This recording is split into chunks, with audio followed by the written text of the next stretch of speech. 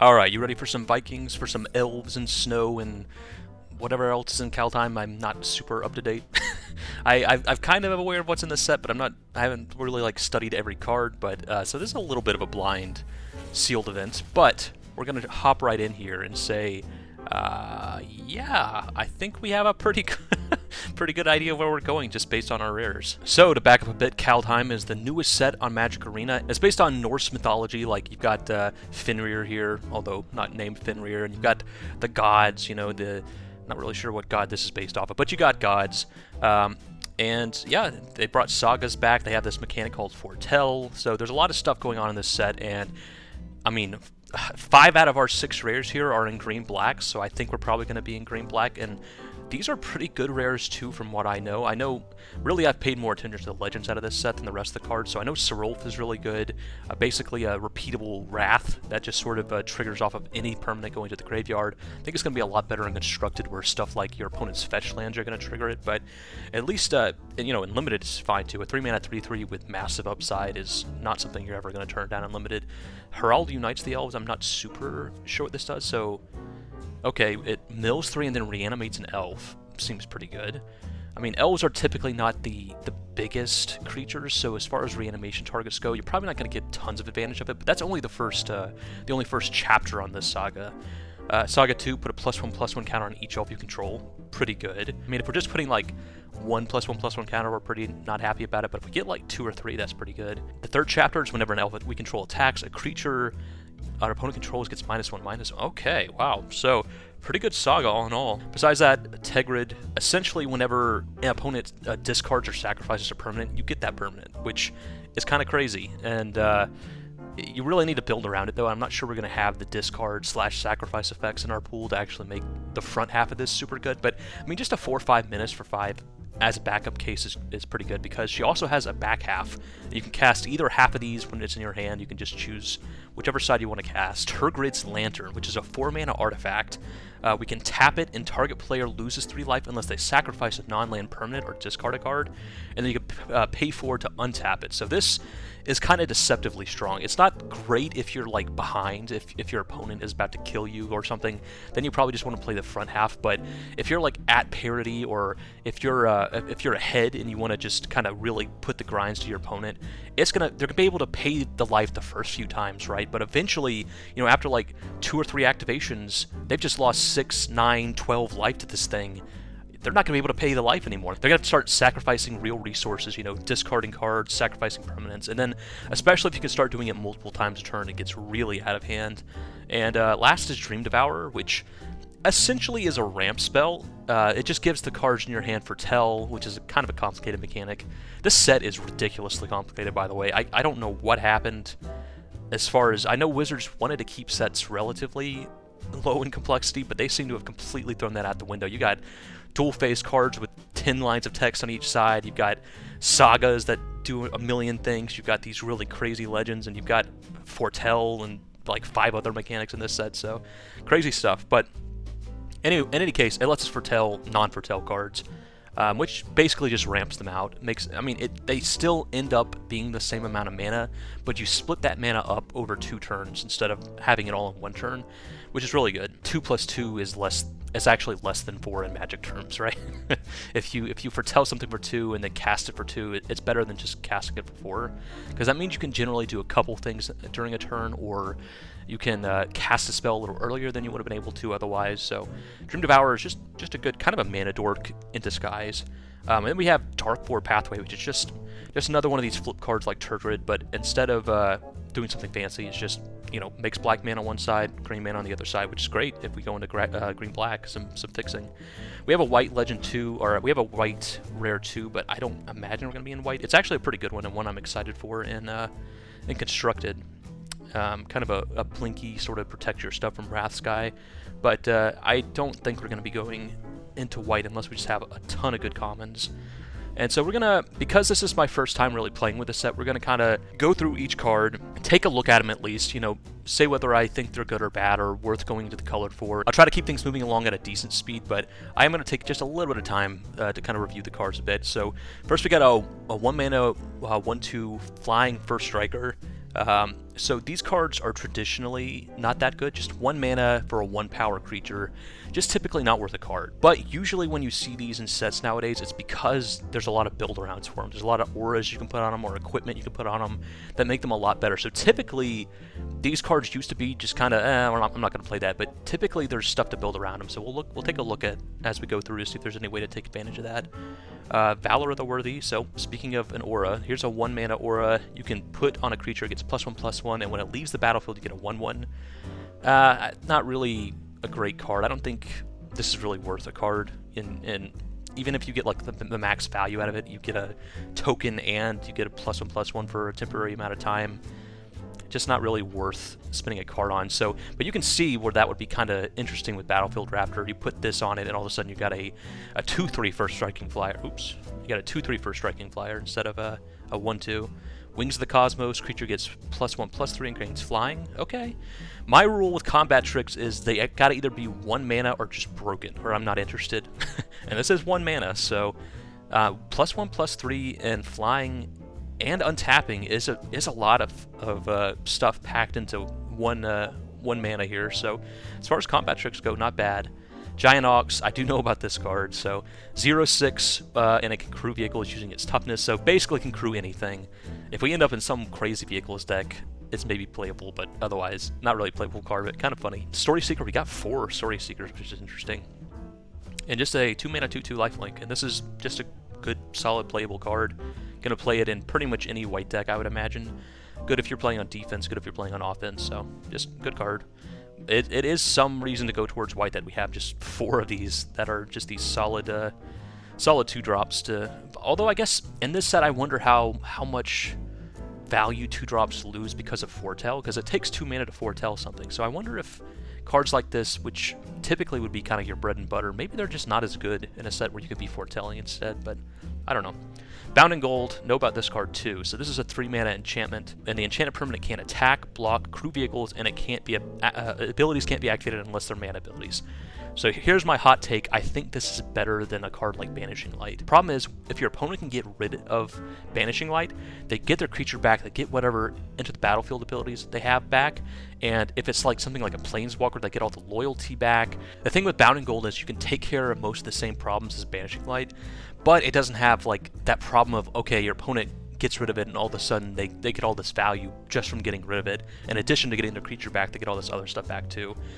There is some downsides where, like, if they have a sacrifice effect, I do think it's going to be better, is my hot take. So in any case, good removal spell in white. Doomscar Oracle, yeah, I think this card is fine. So kind of, you can see foretell in action here. Pay 2 mana to foretell it, and then on a later turn, not on the same turn, but on a later turn, you can cast it for its foretell cost, which in this case is just 1 white mana. So pay 2 mana on one turn, and then 1 mana on another turn to cast it out, and then it's pretty easy.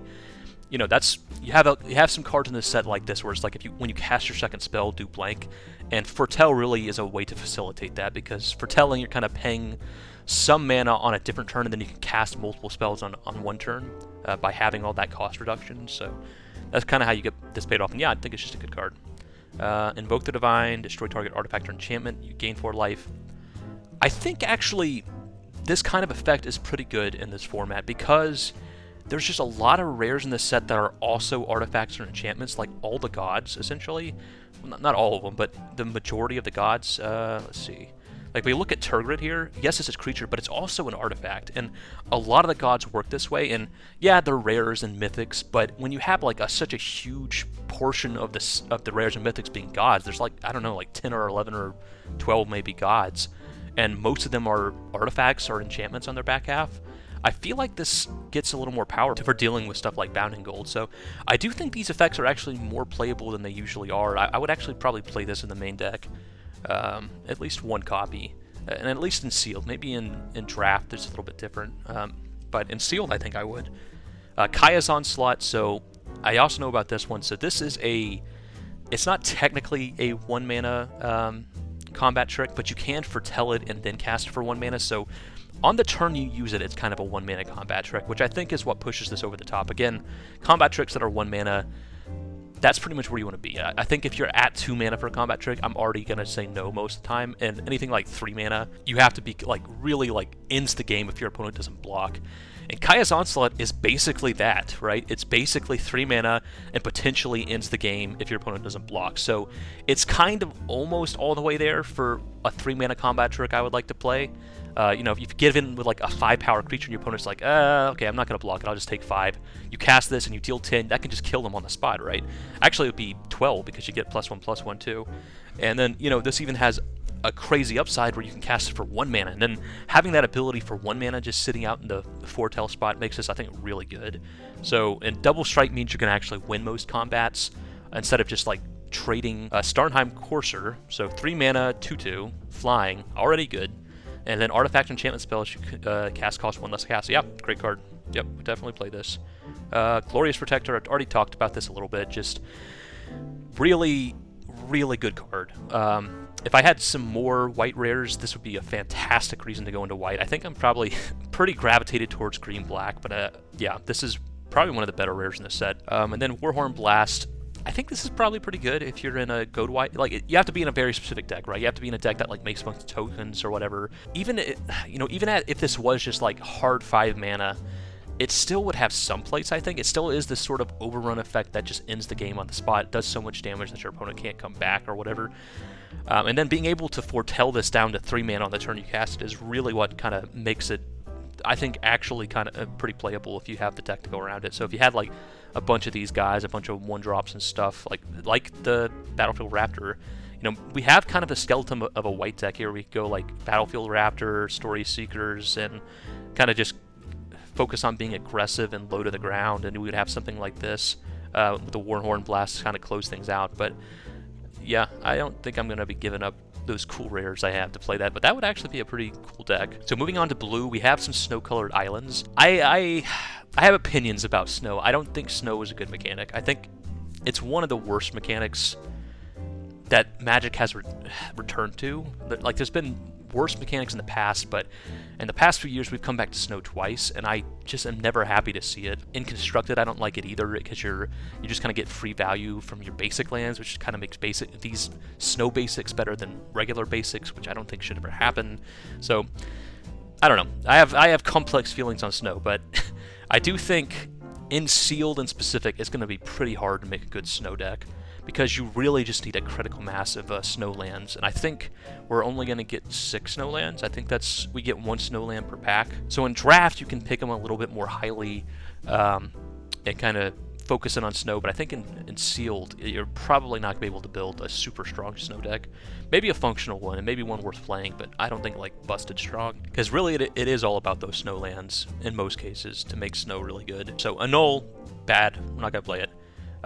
Bind the Monster, so 1 mana, enchant creature, when it enters the battlefield, tap the creature, it deals damage to you equal to its power, and then it doesn't untap. So 1 mana, get rid of any threat.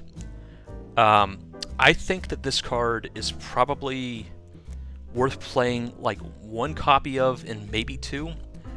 The cost is real, right? Where you take damage equal to its power, because if you think about it, okay, if you're going to use this in the early game, let's say your opponent plays a 2-drop, hits you with it, then you play this, you take 2 more damage to have that 2-drop not dealt with forever. And if you do that, you've taken 4 damage off their 2-drop, which, have you really come out that far ahead against an aggressive deck if they still dealt 4 damage to you for 2 mana? I'm not sure. And then on the other side, if your opponent plays a 5-drop that's a 5-power creature, and you play this and take 5 damage to the face, that's a pretty hefty chunk of life. Now, you would still play that to get rid of the creature, but it's something, right? It's not cost free. So I don't think this card is like crazy good, but I think at 1 copy, you definitely play at least the first copy. And then you have to consider, I wouldn't play like 3 or 4 of these, because you're just not going to have enough life to cast them all. So I would, yeah. So having 2, I might try to play 2, but definitely the first. Brine Barrow Intruder, 1 mana flash, 1/2. When it enters the battlefield, target creature gets -2/-0 until end of turn. On its face value, it's just not super impactful, but it's not like the worst card ever. Depart the Realm, 2 mana bounce spell that you can foretell down to 1 mana. I mean, it's fine if you need some removal, if you need some tempo plays. I mean, these 2 mana bounce any permanent spells are typically pretty okay and limited, so I think it's fine. Probably not like crazy good, but fine. Now I know about this card. This card's a really cool giant tribal card. So giants are in blue and red in this set. So It's called Glimpse the Cosmos. So 2 mana, sorcery, look at the top 3 cards of your library, put 1 into your hand, so anticipate. And then as long as you control a giant, you may cast Glimpse the Cosmos from your graveyard by paying blue rather than its casting cost, and then you exile it when you do that. So this turns into anticipate at sorcery speed, which is bad and you would never play, into anticipate at sorcery speed, and then maybe later in the game it draws you 2 cards, or even better, it anticipates 2 cards. That's really good. So if you have some giants, you know, the reason you never play anticipate is just generally there's better stuff to do, right? There's your 2-drops are just better nowadays than just kind of looking at some cards. But if you're able to get some value out of it, then it's like, okay, in the worst case it's anticipate, but in the best case it's you know, really powerful way to dig through my deck. So I think this is great card, great, and we got 2 of them. So maybe a reason to be in Giant Tribal if we find ourselves with a lot of giants. So Karfil Harbinger, a 2 mana 1/3, a zombie wizard. You can add blue. Spend this mana only to foretell a card from your hand or cast an instant or sorcery. I think that's pretty good. You have to be in a specific deck. You know, you want to have a lot of foretell cards and or instants and sorceries. But a 2 mana dork is good. If you can put enough of those things in your deck, you're gonna really appreciate this, I think. So good card. Pilfering Hawk, so a snowbird. 2 mana 1/2 flying. You can pay a snow, draw a card, and discard a card. I mean, so here's the problem, right? This is, you can see where this would be good, right? If you're sure you're always going to have the snow to do it, it's just sort of like looting every turn. It can be a kind of a blocker, I guess, against a 1-power creature. I don't know how much value that actually has, and it can get in for a little bit of damage if you need it to. But how many snow lands are you actually going to have, and how much are you going to want to spend that snow mana on other snow payoffs that you have, right? If you only have 1 snow land on the battlefield, you really want to be just, you know, instead of doing something powerful with it, you're just going to be looting. You know, maybe you can loot in the early game and then do something else with it later, but I think, I don't know. I'm really not sure about snow especially in sealed, and maybe in draft you can make it work a bit better, but I don't think this is going to be as good as, it kind of looks good on its front, but I think it's probably not that good in practice. So Rune of Flight, 2 mana or a rune, so it's actually a type of an enchantment. It's actually a rune type, and so 2 mana, enchant any permanent. When it enters the battlefield, draw a card. Okay, so before we even go for the rest of the card, that's just playable. As long as this gives some kind of value, the fact that you can enchant any permanent and then it draws a card, that means this is never going to be dead. You can enchant a land with this, right? And you'll be able to cycle it if you need to. If you just need to draw a card and find something else, you can do that. So, and then moving on, as long as enchanted permanent is a creature, it has flying, and as long as enchanted permanent is an equipment, the equipment creature has flying. Okay, so you put the runes either on your creatures or on your equipment. If you put it on the equipment, then it's going to add that effect to the creature when you equip it. So, yeah, I think this is really good. This is probably a fantastic card. Yeah, so I imagine if this is the power level of this rune, I imagine most of the runes are pretty good. So this is a, yeah, fantastic card for sure. Icebind Pillar, so 3 mana, snow to tap an artifact or a creature. Okay, now this is more of a payoff for snow. So this is an icy manipulator. If you've never played against an icy manipulator, they are devastating. Just 1 mana, deal with the biggest threat every single turn, or even you can go like 1 mana, tap down a creature, untap, 1 mana, tap down a creature, now attack with all of my guys to get both their best blockers out of the way. This effect is a lot stronger than it kind of seems on its front, and this is something worth spending your 1 snow mana on. So I would say, yeah, very good. Definitely a reason to play snow for sure.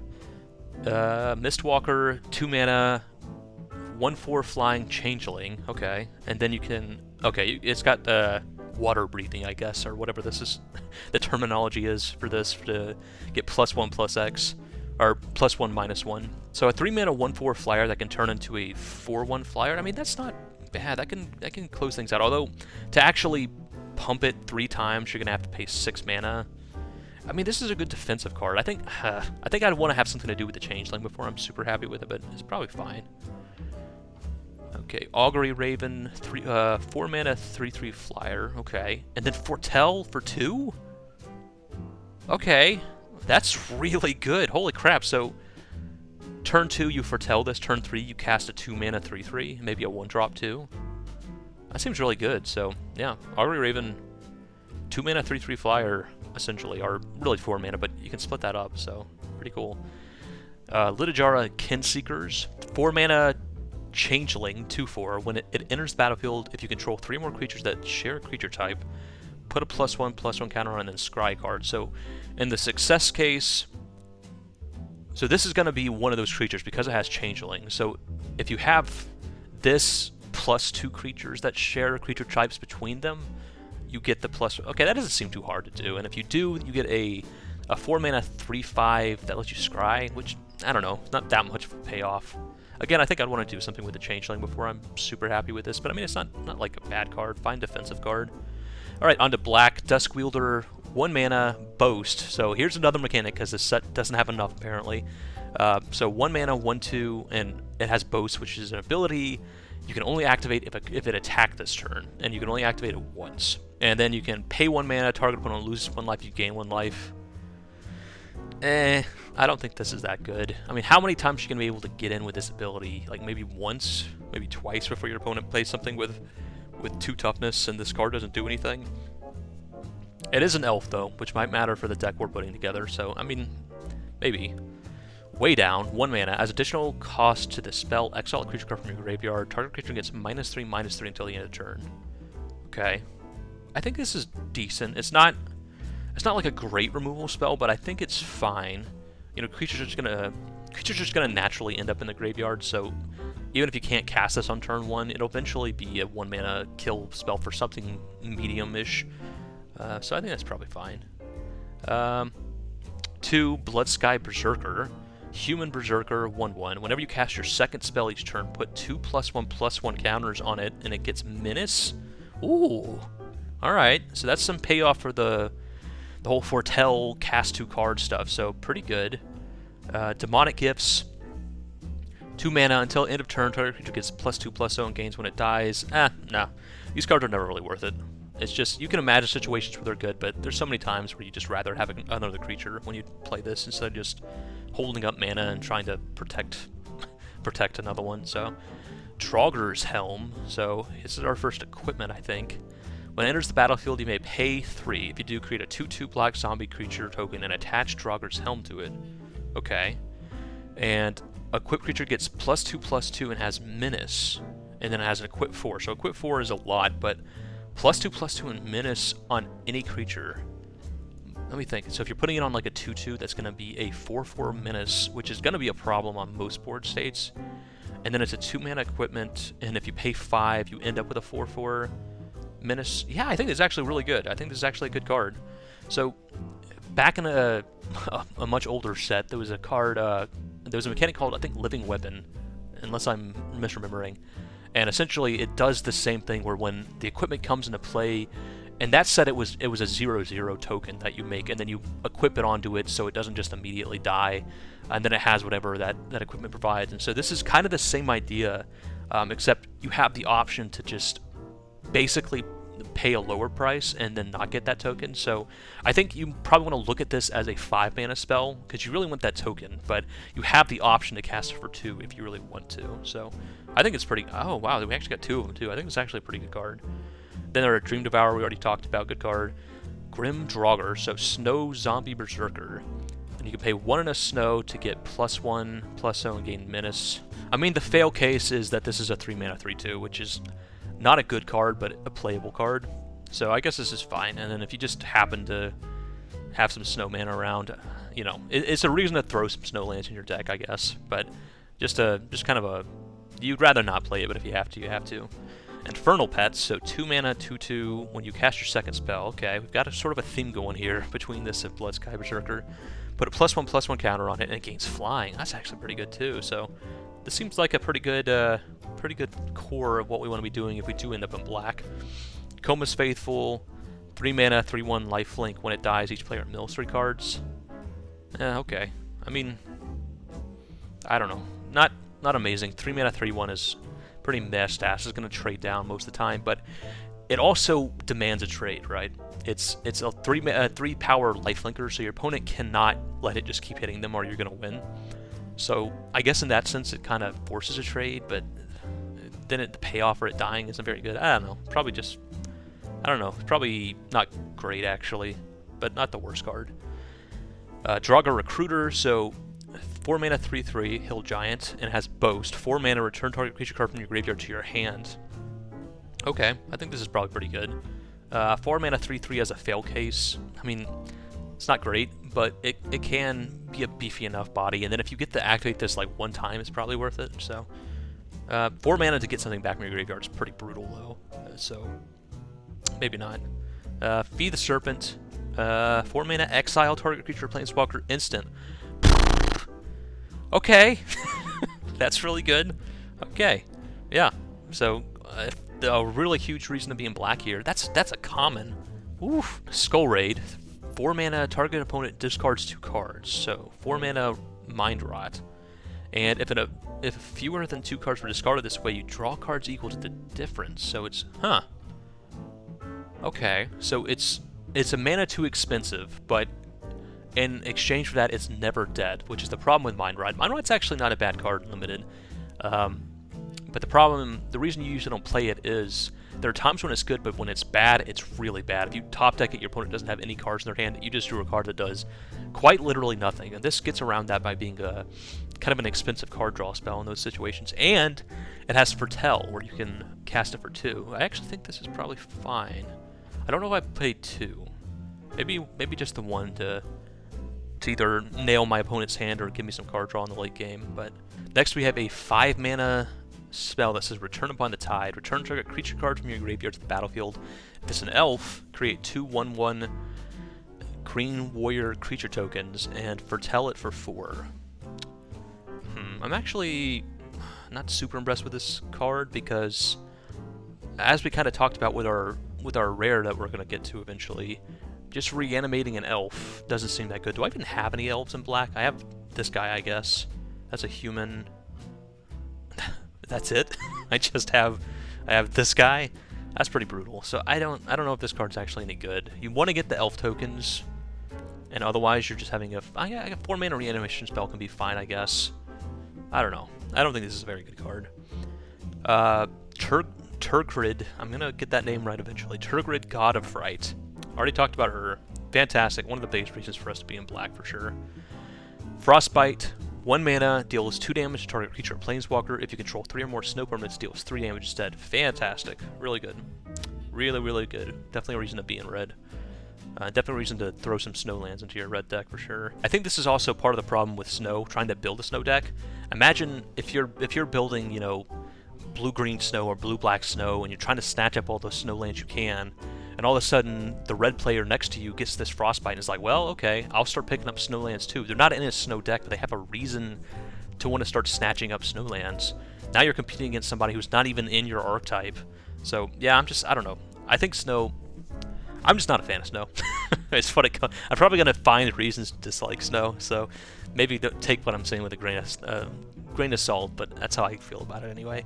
Tormentor's Helm, 1 mana equipment, and equip cost is 1.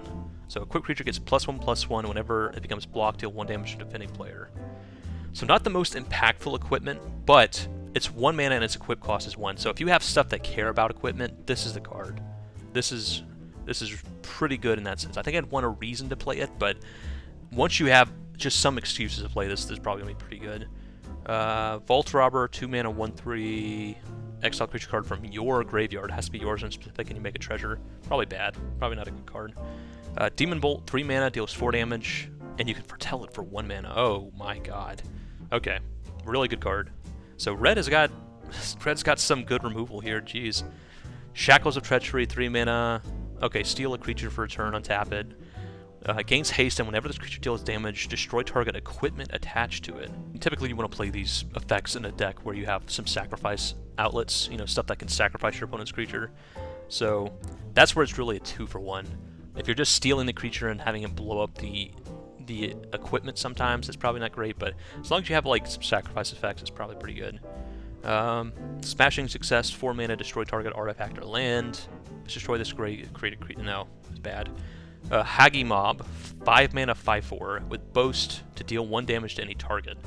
So the issue with this is you can only activate Boast once per turn. So you can't just like attack and then machine gun down a bunch of stuff. But dealing 1 damage to any target isn't nothing, and I mean a 5-mana 5/4 is fine too, so probably an okay card, but not great. Cinderheart Giant, 7-mana trample when it dies, still 7 no, too expensive. Unless you have some sort of ramp deck or control deck where this is your finisher, not worth it.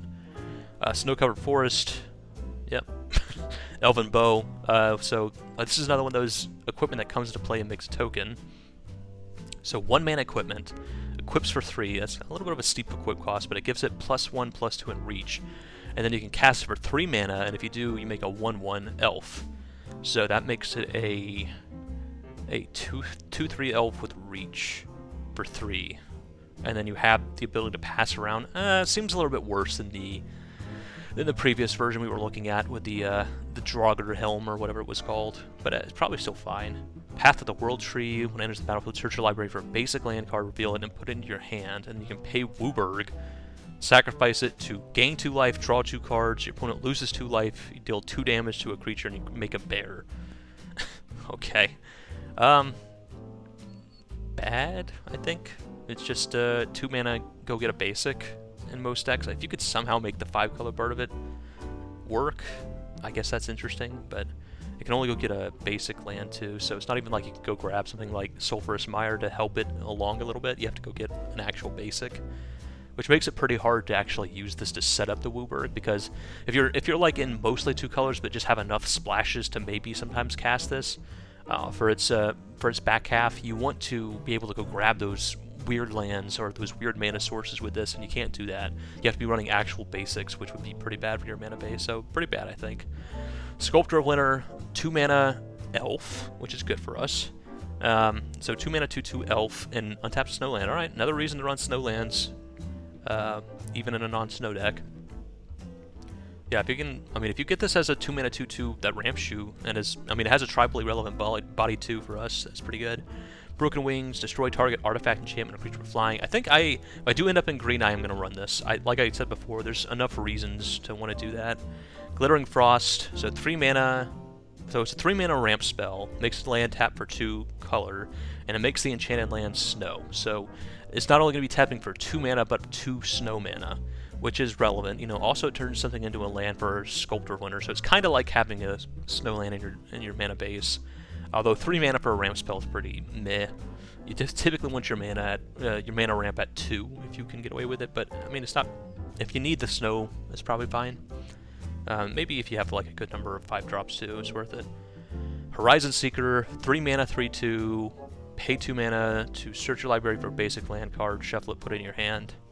I mean, it's probably not bad, but I mean, the problem is 3 mana 3/2 is going to trade down, right? If you play this on turn 3, attack on turn 4, activate the ability, go get a land, and your opponent just trades with a 2/2, you just kind of spent 5 mana to kill their 2/2 and put a land into your hand. I don't know. It's kind of seems iffy to me. King Harald's Revenge. So 3 mana until end of turn, target creature gets +1/+1 for each creature you control and gains trample and must be blocked. Huh. The must be blocked is a little bit interesting.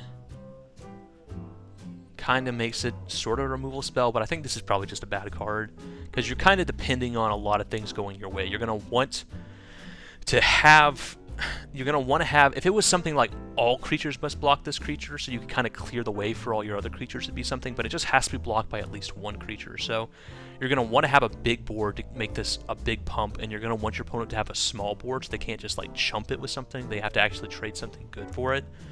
So yeah, I think it's actually pretty bad. And moving on, Elderleaf Mentor. When it enters the battlefield, create a 1/1 elf token. It's a 3/2 and makes them... Okay, that's not bad. We only have 1 of those, so I would like to have more, because that's something that's actually worth getting back with something like Harald Unites the Elves. So, really wish we had more of those. And then we have a 5 mana elf that's just a 5/5, which is perfectly playable. Like, don't let this fool you because it's a vanilla card. Definitely playable, definitely worth like getting back with Harald Unites the Elves. Moving on to our multicolored stuff, we have an Ice Tunnel. We also have a Sulphurous Mire as our Ice Lands. I guess we have an Alpine Meadow too. So we do have a good degree of Ice Lands we can kind of sneak into our deck to help this Sculptor of Winter. So besides that, we have the Trickster God's Heist. So 4 mana, you can exchange control of 2 creatures. And then Chapter 2, you can exchange control of 2 non-basic, non-creature permanents that share a card type. So, like 2 enchantments, 2 artifacts, 2 lands that aren't basic, and then target player loses 3 life and you gain 3 life. I don't think this is that good. You're probably gonna need to build around it a lot. I don't know. It's kind of hard to evaluate, but I don't think it's that good. I don't know. I want to have like a deck in mind where I have like a way to make tokens or something. I guess, you know, it's possible that you steal like a good enchantment from, because the Chapter 2 doesn't say other. So if your opponent has a good enchantment on the battlefield, you can actually give them this Trickster God's Heist and steal their good enchantment at the cost of then they're going to be able to train you for 3. So that's something too to keep in mind, but all in all, I don't think that's a very powerful card. Now, I know this card too. This card's pretty good. So Invasion of the Giants, 1 mana Scry 2, or 2 mana, Chapter 1 Scry 2. Chapter 2, draw a card, then you may reveal a giant card from your hand. When you do, it deals 2 damage to target opponent or planeswalker. And then Chapter 3, you get to reduce the cost of a giant by 2. So really what matters here is that it's a 2 mana spell that scries 2 and then draws you a card, which is just enough on its own. Like that's fine. If you get extra value out of it, then fantastic. Especially if you get Chapter 3 to actually go off and you get to ramp out a giant. That's really good. And the fact that we have 2 of these is somewhat of a reason to look at blue-red giants, because those are pretty powerful. This is a pretty powerful spell, I think. Herald. Ooh, Herald, King of Skemfar. So here's an elf for us. 3 mana, 3/2 menace. When it enters the battlefield, look at the top 5 cards of your library. You may reveal an elf, a warrior, or a Tyvar card from among them and put it into your hands. Put the rest onto the bottom of your library in a random order. Very good card. Yep, fantastic. We have Sir Rolf, we already talked about. Herald unites the elves. Hey, it's him. It's the guy. Maja would be kind of interesting, but the double white. If it was like double green with a white splash, maybe we could figure out a way to splash it into our deck. But it's not like super powerful, so I don't think it's worth trying to go for the double white splash. Goldvein Pick.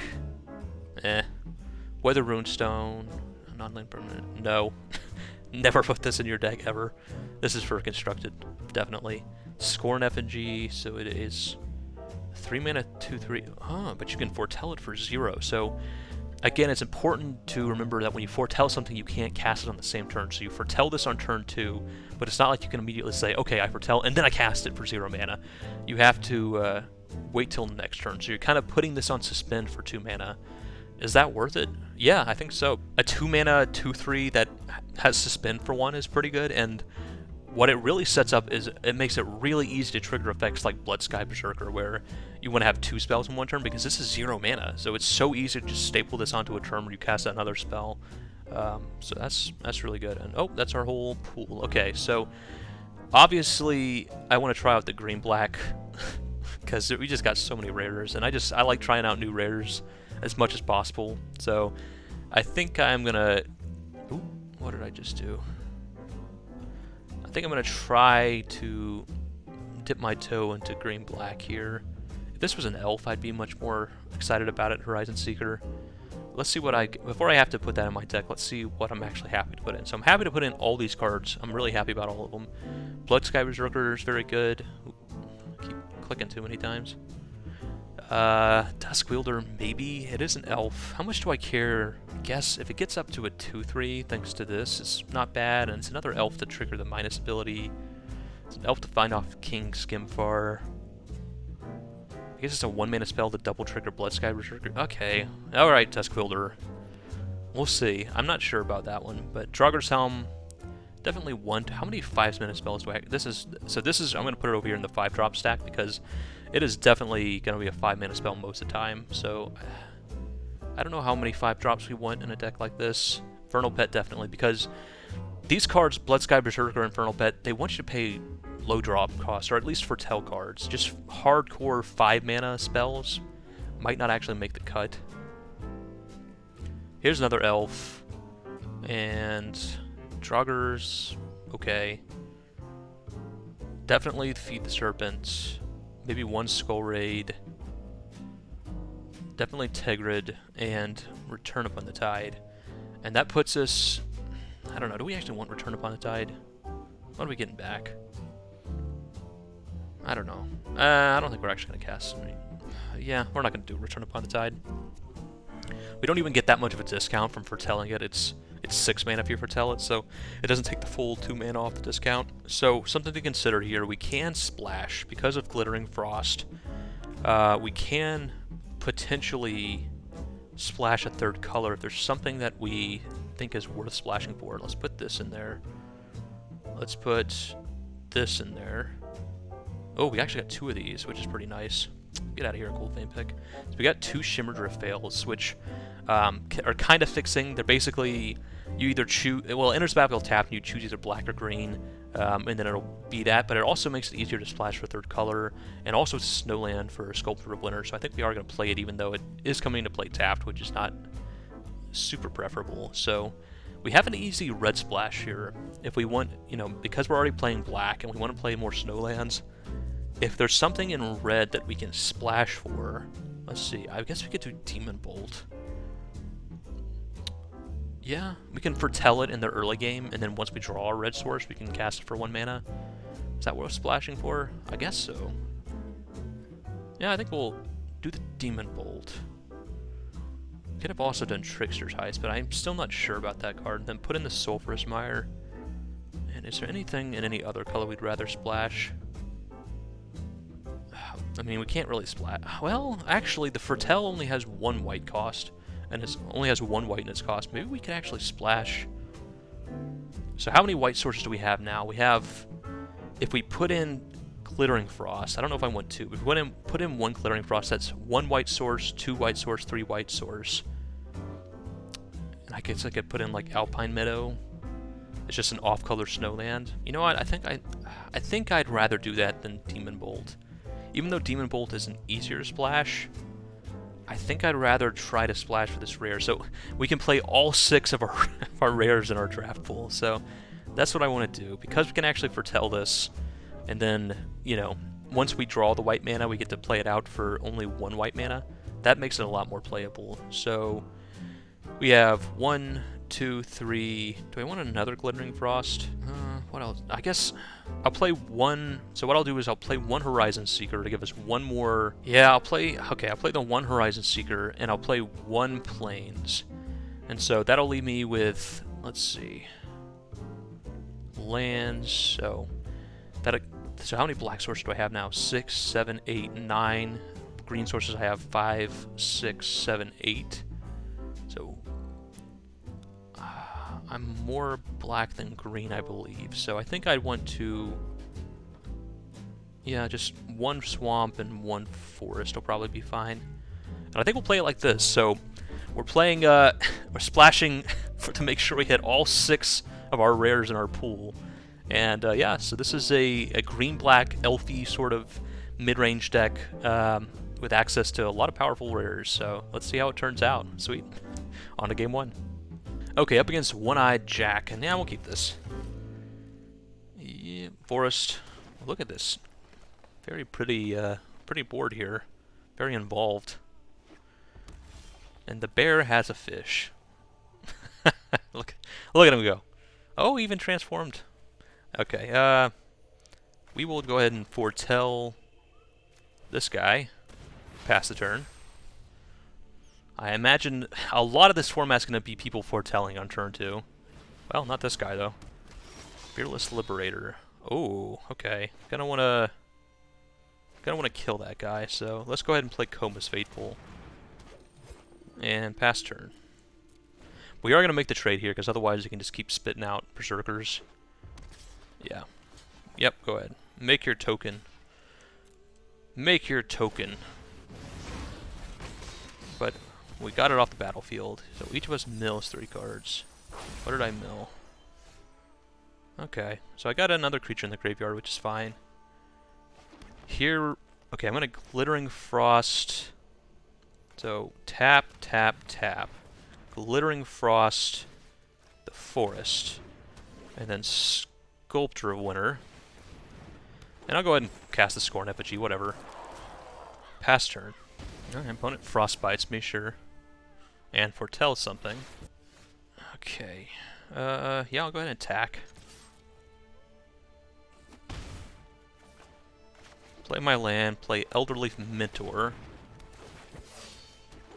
and pass turn. Keep this way down for a card that actually matters. We don't really care about this dwarf. Dwarven Hammer. Okay. That's something we want to kill. Ooh. Can we do both? We can. So we're going to way down this guy. Exile non-elf. Go to combat. Attack. Opponent's probably going to just trade, sure. But now they don't have a creature to equip that onto, and we get to play out our 5/5. Gonna need to... we're all out of action here, so it's kind of unfortunate we milled our card draw spell. We would have loved to have that, although I guess it would be a discard spell here. Oh, the opponent didn't read that right. It's okay. It's a new set, so opponent doesn't, you know, they're still learning. So we're going to hold on to this land to make them think maybe we have something at hand. And they scoop it up. So what our opponent did there, just to overview a little bit. So Frostbite, it is a card that does 2 damage unless you have 3 or more snow permanents. And our opponent only had the snow island, or the snow mountain rather. So I think probably in his mind he was thinking that if he had any snow permanent it turns to 3 damage, but it has to be 3. So yeah, I mean, overall, if he was going to like point it at my 1/1 instead, probably wouldn't have changed much. So he was probably going to lose regardless. But just you know, people are learning the cards, so expect a few mistakes from both my opponents and myself during this pre-release. So all right, on to the next one. All right, playing against Holes, and yeah, we'll keep this. May look like we have nothing to do until turn 3, but we do get to foretell this Glorious Protector, which we may never end up casting, depending on if we hit our white sources or not, but at least it's got the bluff factor, right? Our opponent might think we have something going on. So we will foretell this guy. And we'll have to decide what we want to do next turn. We could play the Infernal Pet. Oh, okay. Here comes the problem card. So I think we're gonna go with Comus Fateful Heal. I think we're gonna go with Comus Fateful here. Yeah, let's do that. And then next turn, if they like attack with their Vengeful Reaper and try to leave something back to trade with the Faithful, we can play Seraph's Realm, and it's really bad for them to make that trade. Okay, opponent doesn't even try to trade. All right, well, I think we still wait on the Seraph, and we go with Mentor, I guess. Just be mana efficient. Next turn we might just Draugr's Helm. Put as much power on the board as we possibly can. Let's see what our opponent... Okay, they're doing nothing so far. Interesting game plan. I think we're gonna go... Yeah, we're gonna go Seraph now. Go to combat, and if they make the trade now, it's really bad for them. But they might feel like they have to. Yeah, you can't just keep taking three life leaking damage and expect to win. So we get to pump up our Seraph. Aw, there goes our King Herald. I think we're gonna wait on the Draugr's Helm. Yeah, we're gonna wait. There was some temptation to cast it there, but I think we better off holding on. All right, there goes our Seraph. So I mean, they had to take a turn off to remove it there, so we're pretty happy about that. Here, how much is this? This is 3 mana, so I think we'll wait. Maybe we can do Infernal Pet. Maybe we do Infernal Pet plus Elven Bow. Okay, we'll do that instead.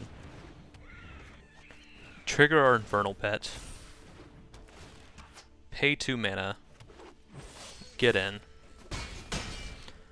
It's going to be hard to re-trigger the flying, but now it's a 3/3. We got that Dwarven reinforcements. Okay, sure. Breakneck Berserker. Okay, so if we equip our Infernal Pet with this, that gives it, that'll make it a 4/5, which means it would, he'd have to trade with a Breakneck. We could put it on Elderly Mentor 2, which makes it, yeah, I think we're gonna go to combat here, attack and attack. And we're gonna put the Elven Bow on our Mentor. Okay, opponent just takes the 2. In that case, we're just gonna go Draugr, pay the mana. Now we got a 4/4 Minister, Immersturm Raider, Enters the battlefield, you get to... Okay, you get to loot. Or whatever it's called when you rummage, I guess. Okay, another 3-2. Dusk Wielder's not bad here, actually. So, attack with Draugr, they have to block and block. And block, block. Okay, so I think what I'm going to do is... Yeah, just attack... Attack and attack. You're gonna have to double block the Draugr. Sure. But now I get to move this over to the Mentor. And I think I'm actually gonna cast the Dusk. Maybe I did this kind of backwards. Maybe I should have put the Draugr's Helm on this turn. Because it's a little more mana intensive. It's 4 to equip instead of 3. And I could have done that plus the Dusk Wielder. I was thinking I had enough mana to do all 3, but I didn't. But it should be fine regardless. Our perfect draw here would be a white source. Ooh, Cosmos Elixir. Okay, that's really good. So I'll go put this on the Dusk Wielder. And attack, attack, attack, attack. Wow. Okay. No real reason to drain him with the Dusk Wielder when we got a 3-drop lined up here. So I'll do that. Hopefully opponent doesn't have some sort of Wrath. Cosmos Elixir, if they had drawn it earlier in the game, I think this is a really good card, but it's kind of... Uh-oh. Okay. They get back 2 Berserkers. Is that enough to stay alive, though? They do go up to 5 here. Okay, they get to... Well, that's a pretty cool animation. They get to loot as well. Oh, that's... Okay. Now we get to go feed the Serp... Okay. Yeah, opponent was... I guess they were just dead regardless because we had the Minister. So they had to... They had to double block the Minister, and if they did, they die to these 2. And if they instead block these 2, we get to... I guess...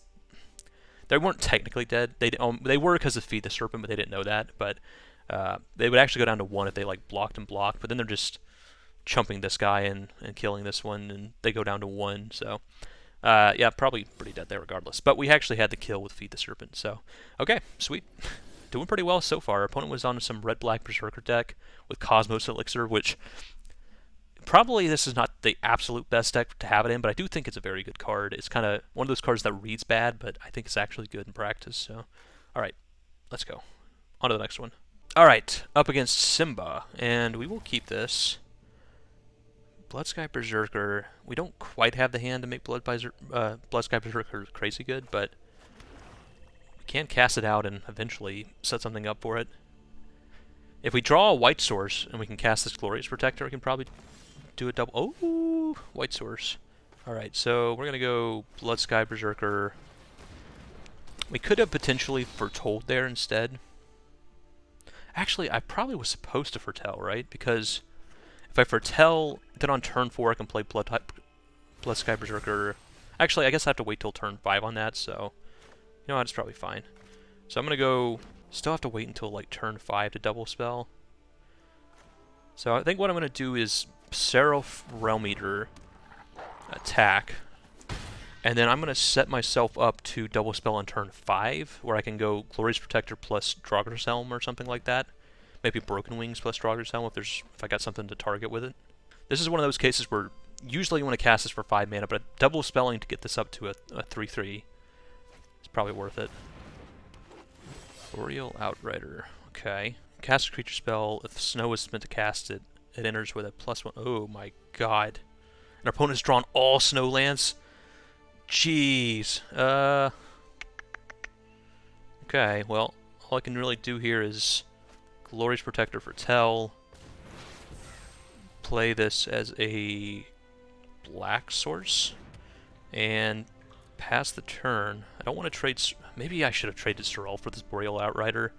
Seems ridiculously good. Maybe just leaving Sorrel back as a eventual Wrath is also good. Here comes the big boys. Jeez. And you know they... Oh, okay. Well, that's not a creature anyway. Is it for each Snowland? Okay, it's just 1 +1/+1 counter. That's a really good... That's really good, though. Okay.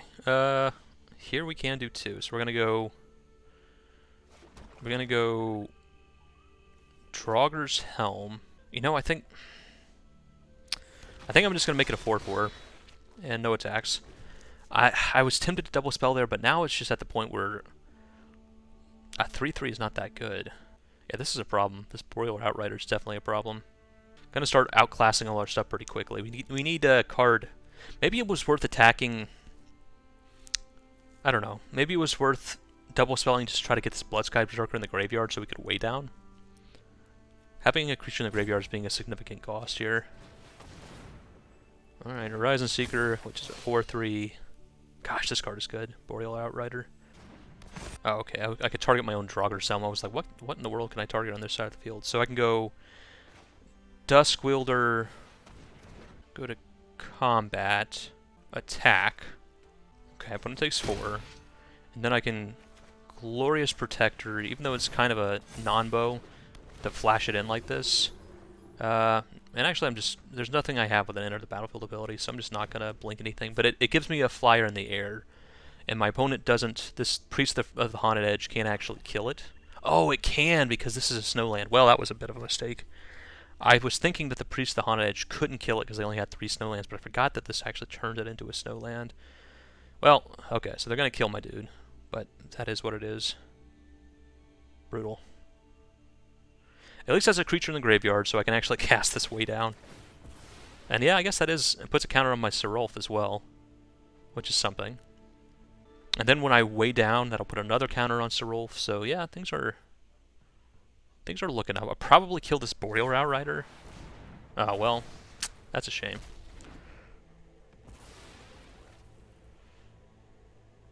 Play an art. I guess I could Broken Wings.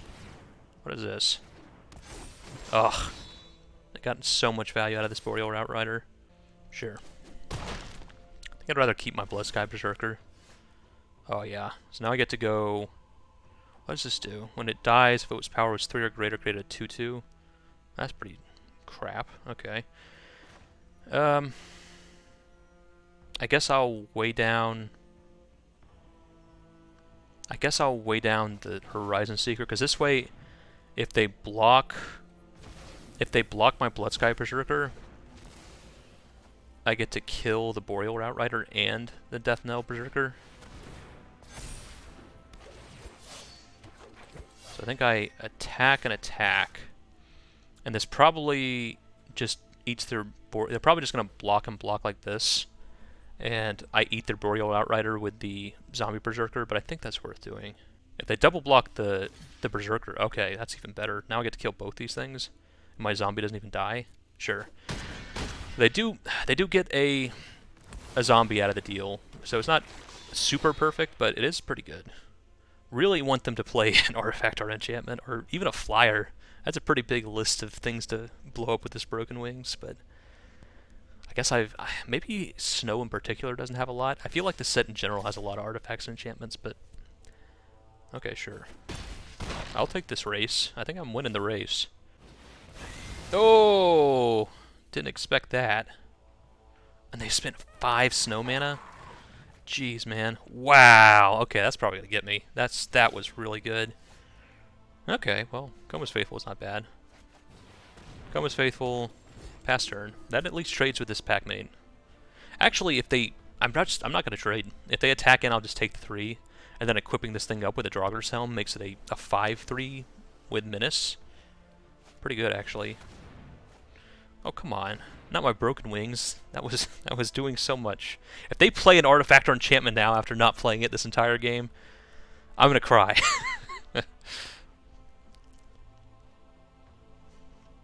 Oh man, they have a removal spell too?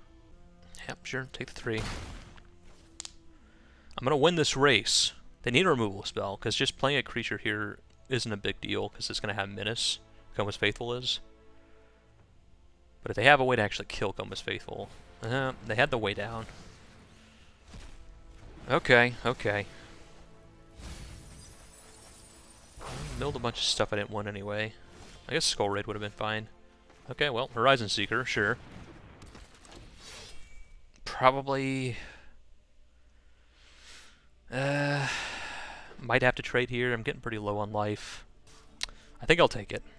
How many removal spells can they have, right? I think it's better to try to equip up my dude here so it can actually block without dying.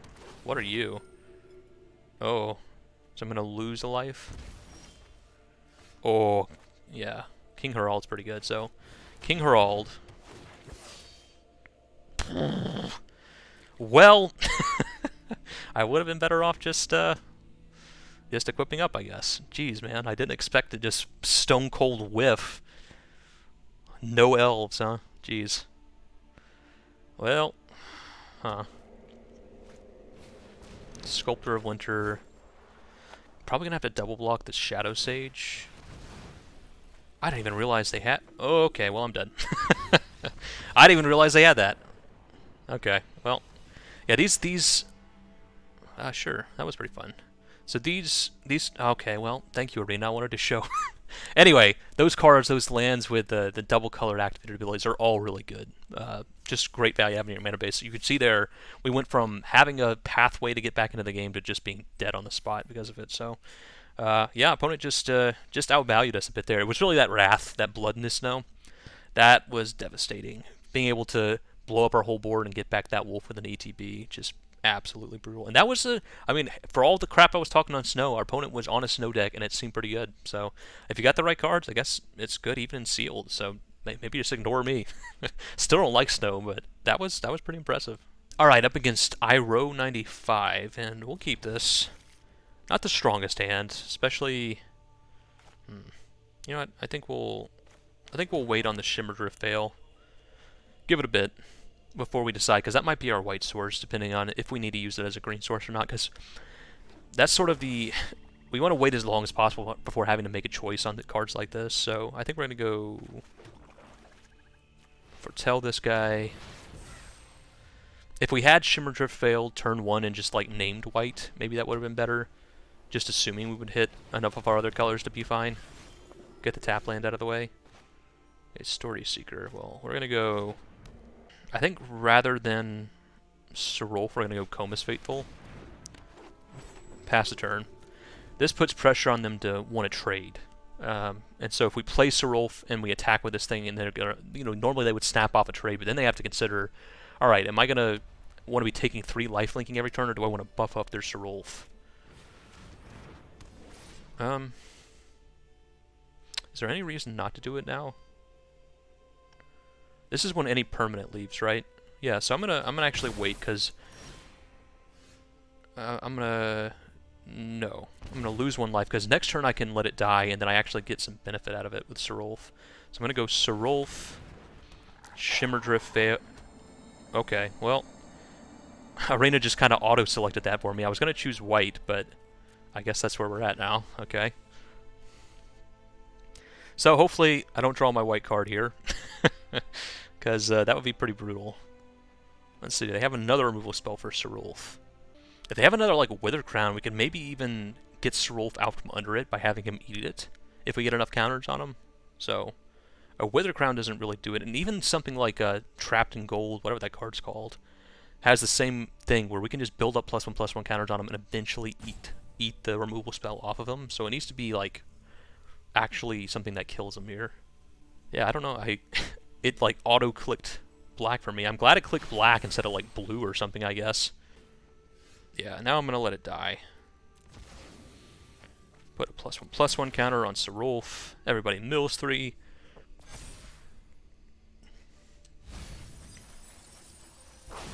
I'm actually milled some good cards, which is a shame. Oh, okay. Now I can Bloodsky Berserker plus Scorn Effigy if I wanted to. I think I'm going to go attack for 4. I think I'm gonna Elderleaf Mentor this turn. What I want to do is, like, if I do all this, if I do Bloodsky Berserker plus Scorn Effigy, it is nice, but on the other hand, I have 2 mana that I don't really use, unless I want to just weigh down their Story Seeker for whatever reason. So I kind of lose mana doing it that way, so I want a turn where I can go, like, Bloodsky Berserker, Herald, and Scorn Effigy for 5 mana altogether. So if I get 1 more land, I can do all that. Okay. Well, I'm okay with this. Rolf is getting bigger. Got this way down waiting in the wings. That is one good thing about milling, is we can... Well, I guess we could have done Comus Faithful anyway, so... At the very least, next turn we can go like Bloodsky Berserker, weigh down something out of the way, and then Scorn Effigy. So even if we don't get like max value of also getting Herald down, that's at least something. Whoa, okay. Herald, get in there. That is not a very good card, Divine Gambit, for specifically this reason. They got rid of a 3-mana card, but come on, Herald. I guess we got 5 lands out of the way. We had 5 lands on top of our deck. So, you know what? You did your job, Herald. Even if you didn't draw us an actual card, at least we don't have to draw those 5 lands. Alright, Story Seeker, sure. Ooh, Glorious Protector. I should have been able to cast you if Arena didn't hate me. So we're going to go Bloodsky Berserker. Way down the Story Seeker. Put a couple +1/+1 counters on Bloodsky Berserker. We're going to still hold on to this Scorn Effigy. The idea being that we can, if we draw a non-land next turn, we can cast whatever it is plus Scorn Effigy. Be pretty good. If we draw a white source, I guess we still can't cast this Glorious Protector, because we'd have to foretell it and wait a turn before we cast it, but that's at least something. That's really what the Scorn Effigy is for. Maybe just getting a 2/3 out there a little bit earlier would have been better in the long run in this game, because we have waited a lot of turns just to not cast this. But I think it's pretty good as a payoff for the +2/+2. Wow, well, we did draw land. How can I... Oh, I can foretell it. I was about to say, how in the world can I cast this? Well, you know what? Fine. They can eat my Bloodsky Berserker. That's fine. I'm just going to put the pressure on now. I think I've fiddle-faddled enough. Foretell this. Ooh, that's not foretell. Foretell this. Play land, pass turn. Shimmer Drift fail. Should be white. Should be casting our Glorious Protector this turn. If they, like, Wrath me here, if they do Blood in the Snow, I'm going to hate this game forever. Okay. I don't have to hate the game forever now. Another Cosmic. Wow, that's the second one we've seen, and it's still pretty good. Okay, so... Combat, attack. Man dead. So, yeah, opponent couldn't get out there, but every time we've seen Cosmos Solicitors come down on, like, turn 11 or something, where it's just way too late in the game and they're about to die. But I think if you just play this on turn 4, you're going to win most games. 2 life per turn is actually... So it's really good against aggressive decks, and then you're like, well, okay, but what if I'm up against control decks? Well, control decks, they don't damage you that easily, so all of a sudden the control deck is forced to, like, attack into you to try to make sure your life doesn't go above 20 and that you start drawing a card a turn. So I think it's pretty good. So hopefully we'll be able to see it when it's not just 4 mana, play this and then I die, which has been every time we've seen it so far. But yeah, I'm really worried about the Blood in the Snow there. Oof. But we dodged it, so sweet. Alright, up against Wee Nee R69, and we'll keep this. Not having a 3-drop, not having anything to do until turn 3 on the draws. Oh, yeah, especially with the Dusk Builder hitting us in the face. Alright, this time I'm going to be very careful about this so I can't mess it up. White. Alright. So, this is a little rough. We can foretell the Scorn Effigy on turn 2, so it's kind of a 2-drop because it's 0 mana after that, but it doesn't come down till turn 3, so still going to get beat up by this Dusk Wielder for a couple turns. Hopefully opponent's not too ridiculously aggressive, although Dusk Wielder in a white-black deck, I was about to say we might be against the green-black Elves Mirror, but putting it in a white-black deck makes me think they're probably pretty aggressive, so if they just play like a 2-drop here, we might be in trouble. Oh, wow, they're actually running Valor. Well, okay. And they get to drain us for 1/2. But they're like super, super aggressive.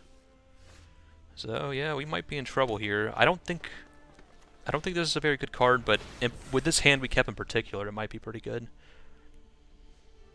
We do get to play double cards this turn. We get to go Skimfar plus Scorn Effigy.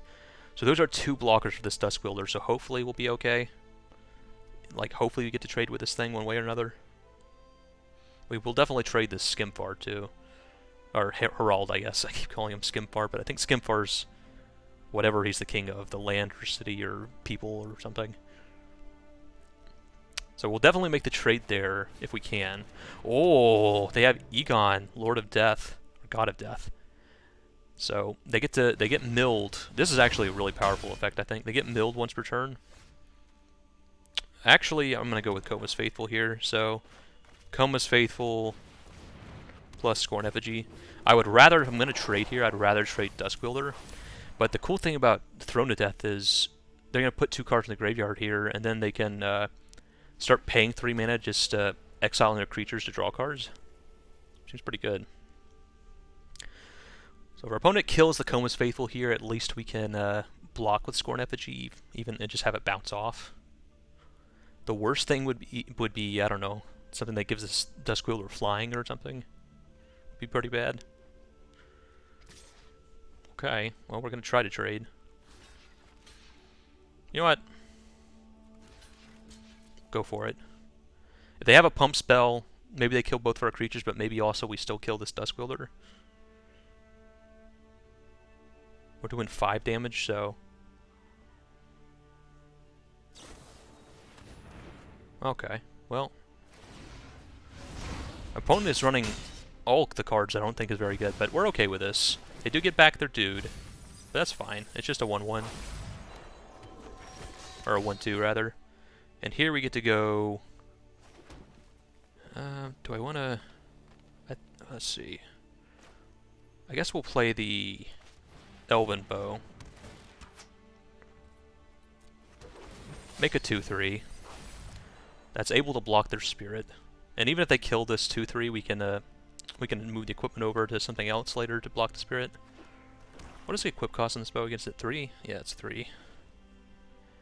We might go full equipment tribal here. Drop Draugr Helm next turn. I think probably a 4-4 Minister is better on this board than just a 5-5 that gets chumped by Duskwielder or whatever. So they're not gonna probably mill themselves out with this Throne of Death. If it was like later in the game, it's definitely possible. But I think this game's gonna be long over before they actually mill themselves out here. Wow, Draugr Recruiter plus this is a really good combo.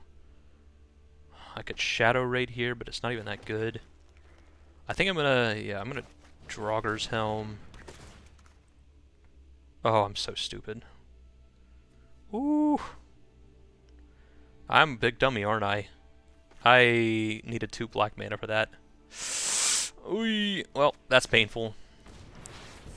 No attacks. Oh my gosh. Now they get to get something back from their graveyard with a Draugr Recruiter. That was a pretty big misplay. Definitely should have just played the Grizzled Outrider there. That was not good. Now they get to attack him with the Draugr Recruiter, get something back without actually having to trade their Draugr Recruiters. They're going to be able to get 2 things back. I guess we can Skull Raid it back out of their hands to kind of make up for it a little bit, but yeah, that was definitely... I forgot it wasn't just pay 3 mana, it's pay 2 and a black, so it's actually double black to get the whole effect of Draugr Helm. So that was definitely a big misplay on my part. New cards. New cards. We all learning here. So let's see. What do they want to do? They can get back this Jarl. Are they going to? We cannot block. Yeah, they get back the Jarl. Sure. Sculptor of Winter. So I think we'll wait on the Skull Raid. I think we're going to go Grizzled Outrider. No attacks. And then next turn, if we draw a land, we can go like Skull Raid, snipe the last 2 cards out of their hand, plus, yeah, I guess maybe not naming black with this has been a bigger problem than I thought. Because actually we can't go Skull Raid plus Herald, can we? If we draw a land, I guess we can equip up the Draugr's Helm plus Skull Raid is something. If we don't, maybe the best course of action is just Herald plus Sculptor Winter and wait on the Skull Raid. Yeah, I mean, if they... Okay. Is this... Destroy target creature? Okay, so it's not all creatures, just target creature. Sure. So what's going to happen here, most likely, is they attack with these 2. I block with the Outrider. I block with the Elf. And they're going to flash in this Jarl to kill my Outrider afterwards, but that's fine. They could also potentially get something. No, there's nothing to get back. So we're fine with this. They're gonna play their creature and kill our 5/5, and that's fine.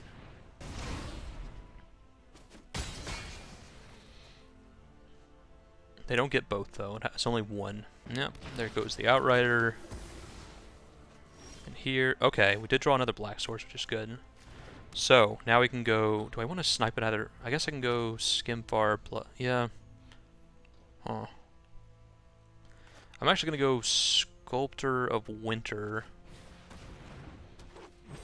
Plus this. Do I want to start getting in? I guess I need to. I need to start doing some damage. Pass turn, and I'll probably just trade this Sculptor of Winter with their Jarl. This Throne of Death is definitely going to be a problem. They're going to start drawing a bunch of cards. 3 mana to draw a card. I kind of want to draw cards with this Skull Raid more. I either want to get them down to 2 cards so they don't have a choice of what they discard with this Skull Raid, or I want to get them down to less than 2 cards so I get to draw some cards off the Skull Raid, but... Okay. Story Seeker, sure. And Foretell. Okay.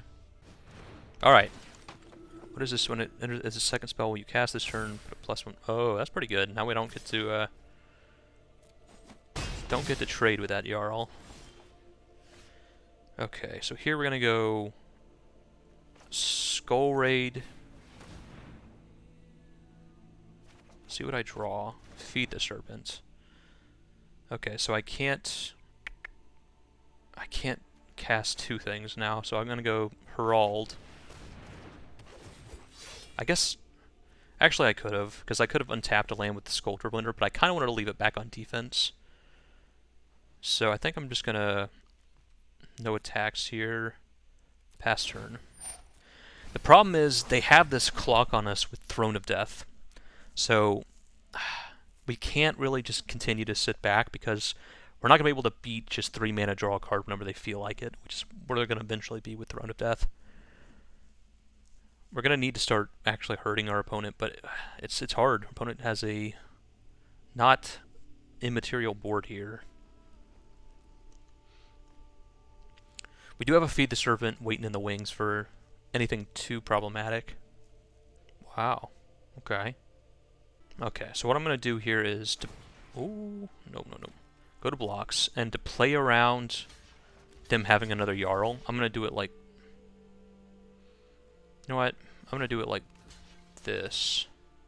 So if they have another Jarl, they're going to end up blowing up this token. That's fine. But this way I at least have 1 body left on the battlefield, even if they do have a Jarl. And in that case, I can move the equipment over to that body. And I won't just be completely bare-boned here. Yeah, okay. They do have the Jarl, sure. That's fine. Ooh, way down. So I can go way down. Okay, let's see. Glittering Frost. That gives me 4. So I'm going to go Glittering Frost on a forest. I'm going to go way down the Jarl and exile a... Oh, did I mill my Glorious? I didn't even realize I milled my Glorious Protector. Shame. And then I'm going to Horizon Seeker and attack. And then next turn I can start re-equipping stuff if I need, or if I need to I have to Feed the Serpent, but otherwise I can start re-equipping. And I might have to leave something back on defense just because my opponent's going to be, even just this 1 damage in the air is not nothing. Opponent hits me. Dogged Pursuit. What does this do? Oh my god. Okay, well, that's probably going to be impossible to beat. So I'm going to go Draugr's Helm on the Horizon Seeker. I already played a land this turn, so Elven Bow on the Herald. Get him for 5. Pass turn. Yeah, this Dogged Pursuit is gonna kill me. Jeez. Yeah, opponent got me at a low enough life total. I don't think I have any ways to gain life outside of this 1 lifelinker that's already in the graveyard. I guess if I draw my Elf Reanimation spell, I potentially have a way to bring that back and gain some life. Oh, come on. Well, I'm dead now.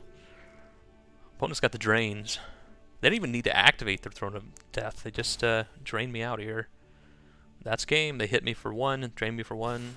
Game over. Yep. Alright. So opponent, we kept a pretty slow hand. We had nothing to do until turn 3, and our opponent very much was built to capitalize on speed. They just got enough damage that this Dogged Pursuit was pretty much...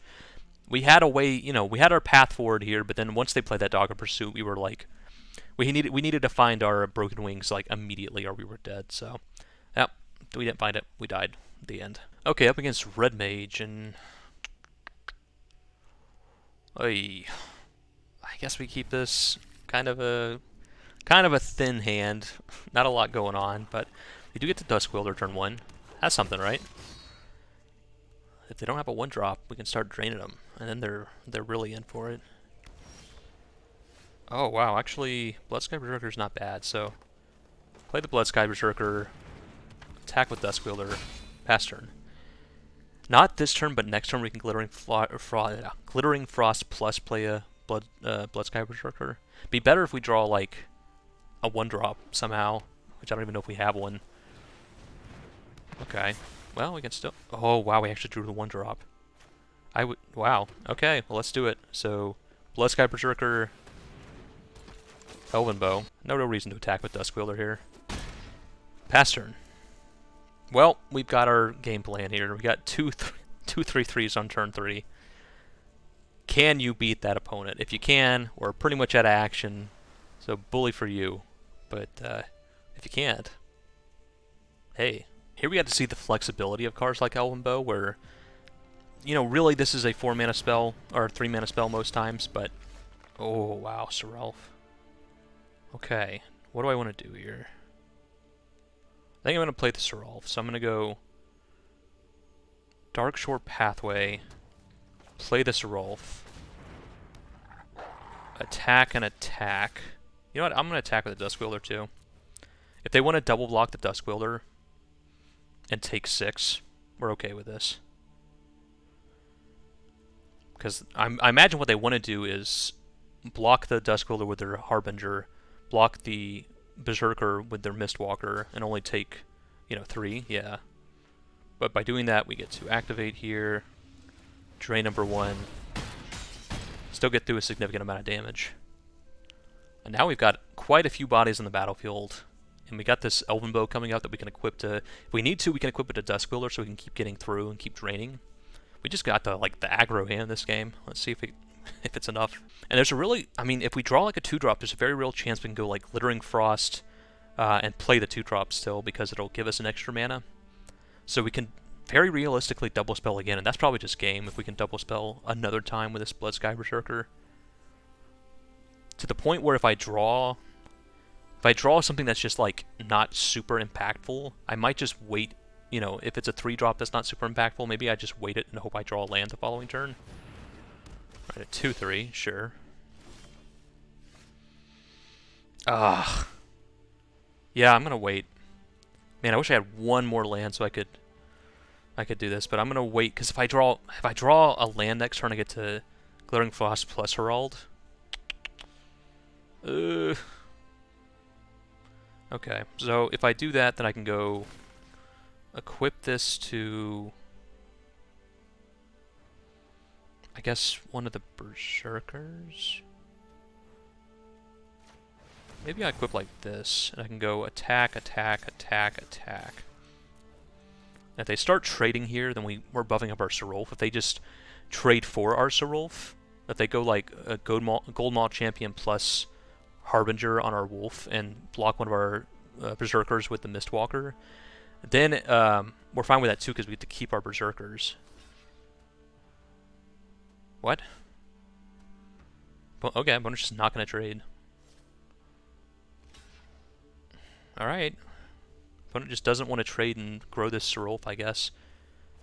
Which does show the power of Seraph, that they don't feel like they can make trades here. So now if we draw a land, we win. We absolutely win if we draw a land. Because we go land, Glittering Frost on one of our untapped lands, then we have 3 mana, use that 3 mana, play King Herald, double spell to trigger our Bloodsky Berserkers, instantly win. So 2-drop we win, or land we win. Those are the 2 cards we're looking for.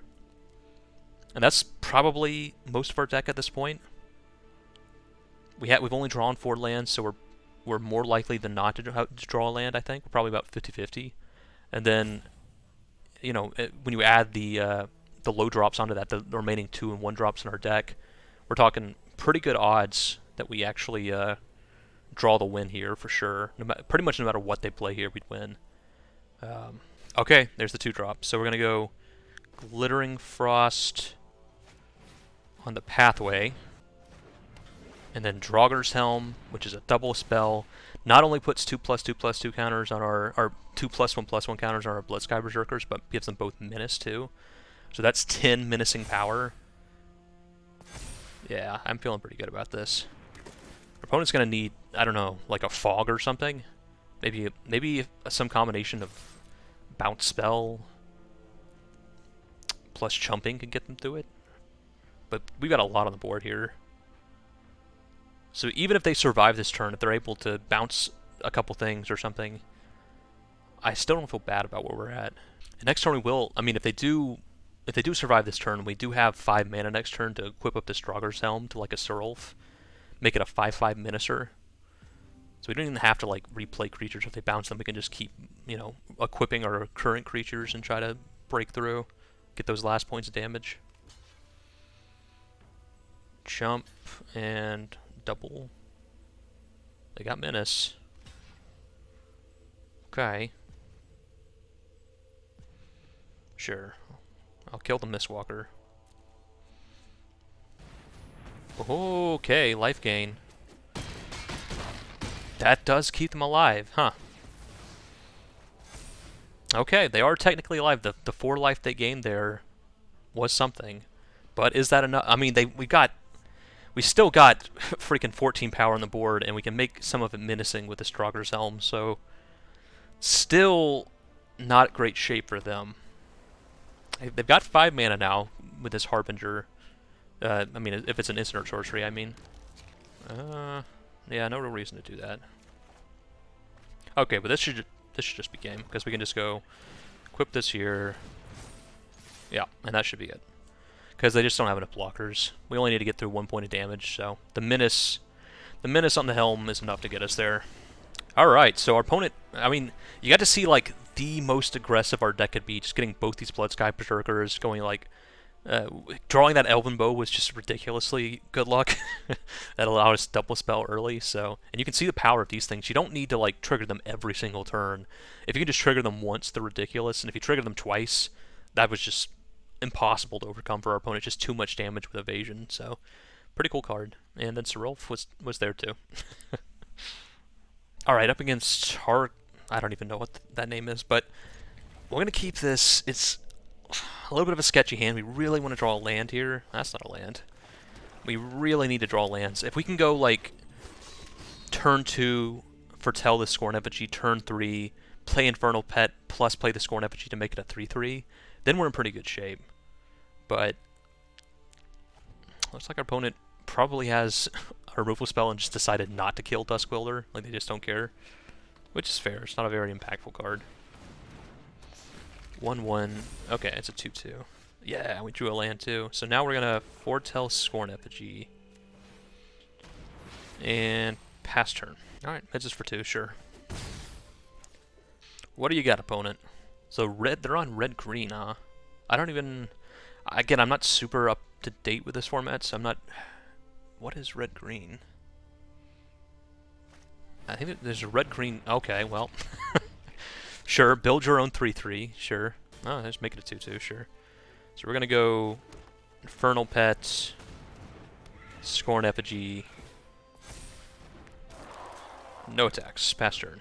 Hoping to draw that white source for this Glorious Protector. We haven't had a chance to actually play... I guess we played it one time and it instantly died. So, but I'd like to actually play this Glorious Protector in a normal way. I mean, just a 3/4 flyer has got to be worth completely screwing over our mana base for, right? That's 3 power in the air. Doesn't die to Lightning Bolt. That's crazy, right? Would love to see them play something we can Broken Wings here. That's not something we can Broken Wings. Okay, well that's white. So we're gonna go... Huh. I think we'll wait on attacking with Infernal Pet. We're gonna go to combat, attack with Scorn Effigy. They want to trade this for one of their Glade Walkers, that's fine. They don't. Then we're gonna play this white and foretell this guy. And so next turn we have a real chance at going like we can either go Glorious Protector plus Draugr's Helm, or if they play something we can Broken Wings, we can Broken Wings plus Draugr's Helm. You know, alternatively, if we draw a land next turn, I'm probably gonna just go play Draugr's Helm for 5, and then turn 6 we'll have that other land, so we know we're gonna be able to Broken Wings plus Glorious Protector potentially. Seems like there's so many times where Broken Wings will be good, and we never draw it then. But when we're up against these like mono red or mono creature decks, it's a different story. This Notfold Recluse does mean that double spelling is really not that big of a deal, because we're probably gonna have to just, well, yeah, probably just gonna have to trade it now. Actually, that's too much damage. That's too much damage hitting us in the face. Well, we did draw land, so I think I'm going to go with my plan here of just straight up doubling up the Draugr, and no attacks. We will pass. All the creatures do have 2 toughness here, so what is that? Pay black, red, sacrifice deals 3 damage to target player, and discard a card. Okay. Well, hey, Broken Wings finally got a job to do. We can get discarded. Come on, play an artifact. Make my speculation about Broken Wings not look so stupid. Oh god, they're just gonna foretell something. Alright, okay. Sure, fine, whatever. Ooh, Helping Bone's pretty good. Okay, we're gonna go to combat. Put it for 4. We'll go Elven Bow. Okay, we will better not pay my... Okay. And pass turn. Next turn, I mean, if they go to remove one of our creatures, we could Glorious Protector to save it. Although, it has to be a non-token creature, or Glorious Protector doesn't do anything. But, if they go to, like, we can, like, block with Duskwielder. I don't know. Probably not going to exile anything, to be honest. But we can maybe, if they attack here, we can, like, eat one of their creatures with Glorious Protector. I think they have that shock spell, because they keep kind of, like, eyeing our creatures, thinking about if they want to shock or not. So maybe it's better not to try. Oh my god. Okay. Well, I guess we can, we could Glorious Protector to save our creatures here. You know what? I think I'm gonna wait on the Glorious Protector and try to save our creatures. So we're gonna go to combat. We have to attack with everything. Well, can't save that one. We can save the Duskwielder though.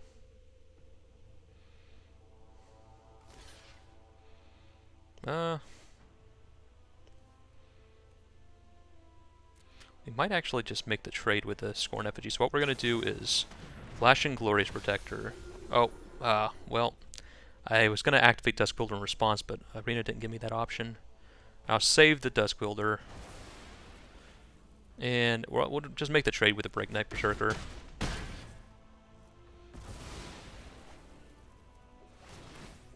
Sure. And I think I'm gonna equip up the Draugr rather than leave up the mana for Broken Wings.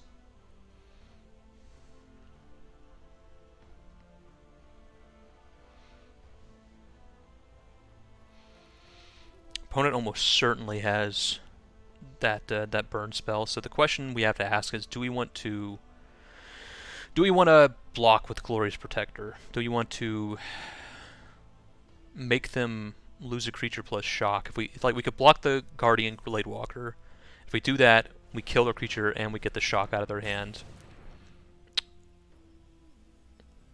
Or we can block the card drawer, which doesn't make them use the shock, but does get rid of the bigger creature. Sure, Glittering Frost, whatever. I guess I can Broken Wings that if I want to.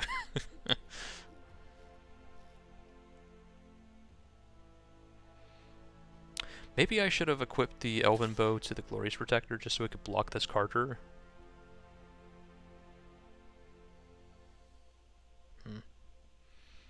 Something to think about.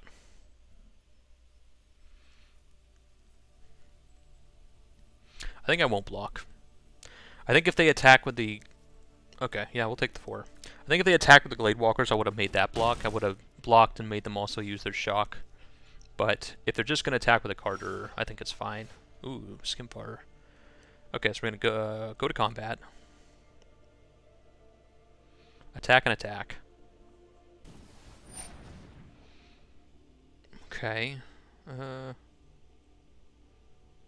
Sure.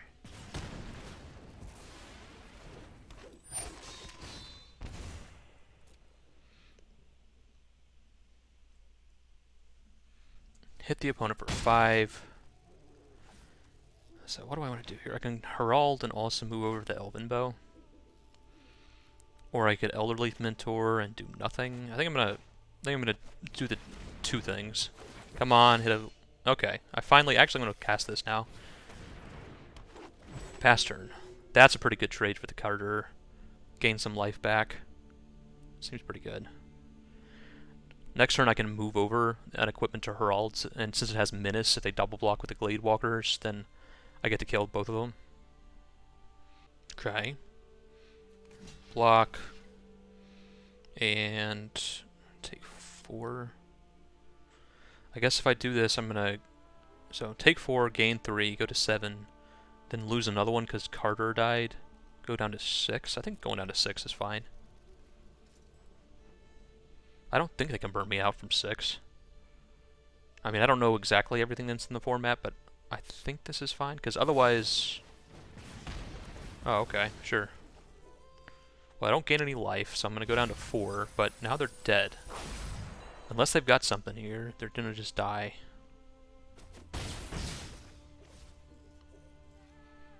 Maybe their plan was to activate the Skullcrack, or Skullcairn, to finish us off.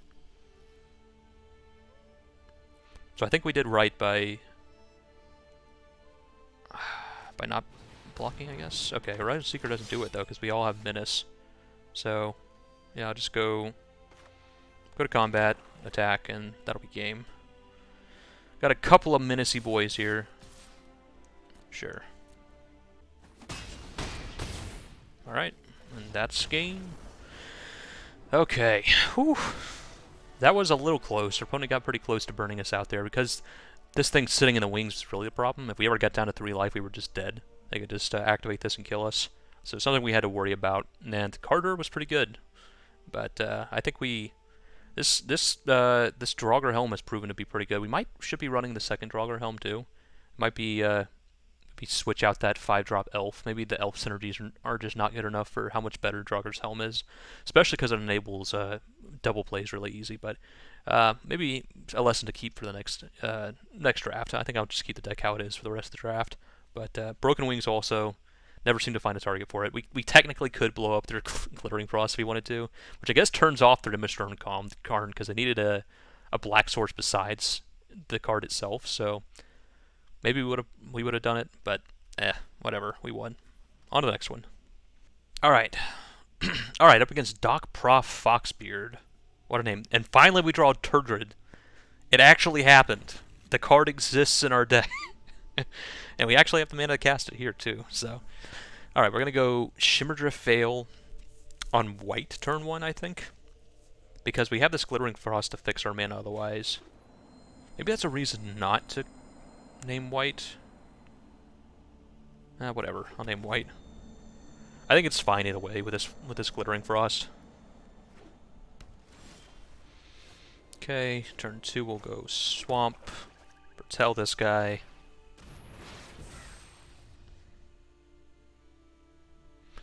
Maybe just run out the Scorn Effigy.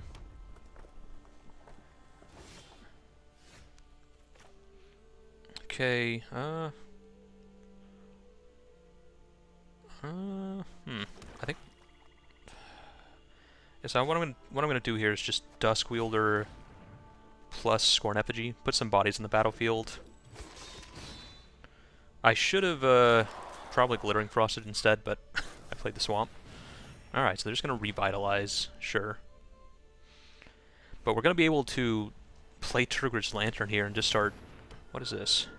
Maybe you cast your second spell, make a 1/1. Oh, that's pretty good. And wow, yeah, they had the whole combo there, the whole shebang. So we're gonna go Glittering Frost on one of the swamps. And I think we're gonna attack with a Scorn Effigy. Yeah, attack with a Scorn Effigy, see if they block. They do not. Okay, so next turn we can go. Do we want to go Turgid or do we want to do our Lantern? Lifelink makes it harder. Sure, I'll eat this guy. Wow, okay, they're gonna run a monk. And that is a second spell. Oof, yeah, opponent's getting us this game. Okay, so do we want to play Turgid? I don't know if we have the time to. We might just. Okay, we're gonna just play this Grizzled Outrider. And we're gonna weigh down the token in the air.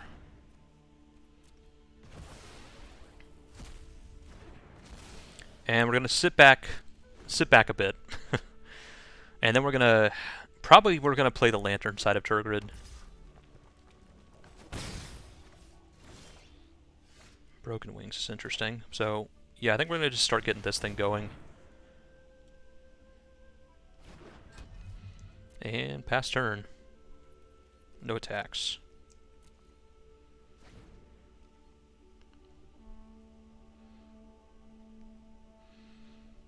Broken Wings, if they have some sort of, you know, the removal that white is likely to have is enchantment based, so.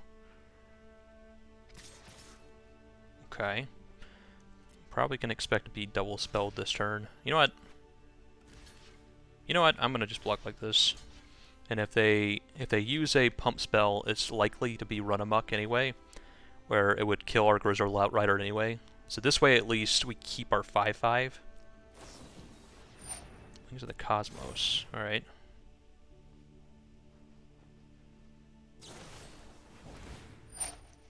Okay. How many snow... They don't have any snow permanents though, right? Yeah, so... Sure.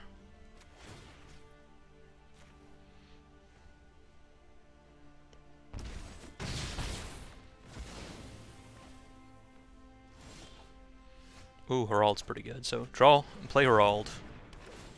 Come on. Yeah, Comus Faithful is actually really good. Play Comus Faithful. We'll go ahead and activate this before they get a chance to draw. Because they might just like draw a land they want to discard. And you know what? We're going to attack for 5. Opponent takes 5, which makes this Turgid Lantern increasingly better. And this Comus Faithful means we can block like their Clarion Spirit if they try to get in and gain some life back.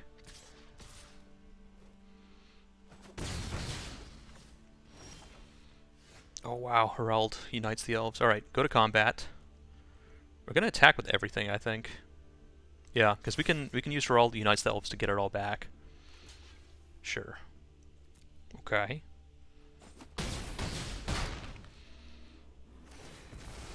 We each mill 3 cards.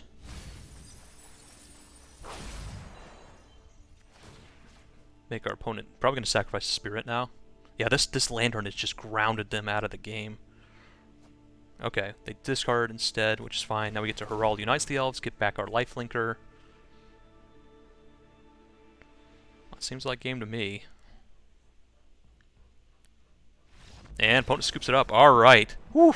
That got pretty close. Our opponent double spelled quite a few times, made quite a few tokens, but we were able to pull it back, and this Lantern, I don't know, it did like 6-9 damage to them, made them discard a card, and it was just this inevitability is the real thing. Like, it's just crushing them. So every turn, now they're at such a low life total that they're going to have to start chumping, but if they start chumping, then they have less things to feed to the Lantern, so it doesn't just kill them. And yeah, we just kind of, really, that's the power of this god right here. I think we were close to casting the creature side, but I think most times you want to cast the Lantern side. And especially, I mean, even if we drew nothing else to do, we could just go tap Turkish Lantern, pay 4 mana, untap it, tap it again, and even that is just crushing by itself. So, yeah, Broken Wings once again doing nothing. Maybe I should reevaluate my opinion on whether these cards are worth it in the main deck. I thought it was just based on the number of enchantments and the number of like half creatures, half artifacts in the set, but I don't know. I constantly am finding nothing to do with this card. But anyway, we won regardless. Sweet. Alright, I think this is the finals, and we're up against Counter. And yeah, we'll keep this. Kind of a slow hand. So if we're up against another, like, super aggro deck, this might be a little bit of a slow hand, but we do have a lifelinker at least against a deck like that. And that does not look like a particularly fast card. So we will go ahead and foretell this. If we ever draw a white source, it's sitting out there for us now. But we do have this Comus Faithful.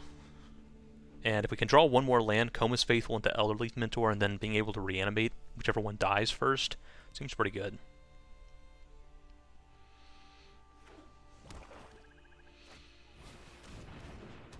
Okay. Maybe we just discard the Elderleaf Mentor here, and plan to get it back with Herald Unites the Elves? Yeah, that seems fine. Shimmerdrift fail. We have two choices here. We could play the Comus Faithful, or we could set ourselves up to Herald Unites the Elves. I think we're going to set ourselves up to do that. Yeah, so we're going to play white. And foretell this Skull Raid. Pass a turn. We can even set ourselves up for turn 5 to go Skull Raid plus Glorious Protector.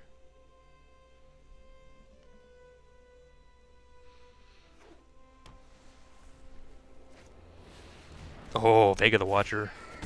That is a very powerful card, and a card we're definitely going to kill with Herald Unites the Elves if we can. So, there we go. Oh, Serulf. Gone forever. Next turn we get to put two +1/+1 counters on these guys, and the turn after that we can use them to kill Vega, but Vega's scary. If we can't get that off the battlefield, we are going to probably die to it. Just so much card draw so easily. We would have liked to have one of these Elder Fang Disciples. Would have been nice. Because it's an elf.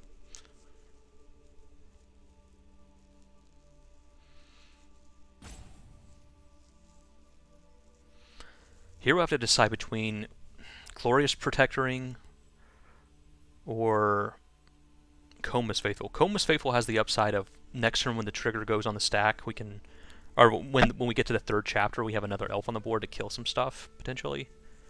Glorious Protector has the advantage of being a 3/4 flyer that we can flash in and maybe eat the Vega. A lot of potentials here. Oh, okay. So we get to, I mean, but that's still an elf, so we're actually kind of okay with this, because we're going to get a +1/+1 counter on it.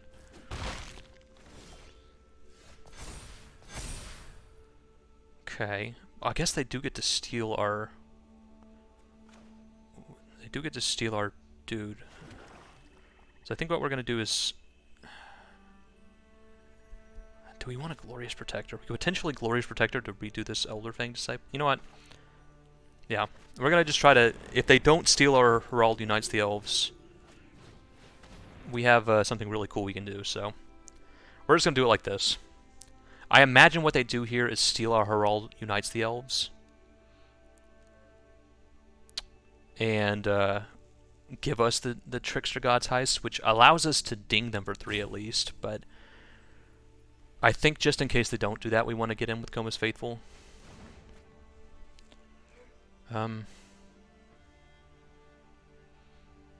Yeah.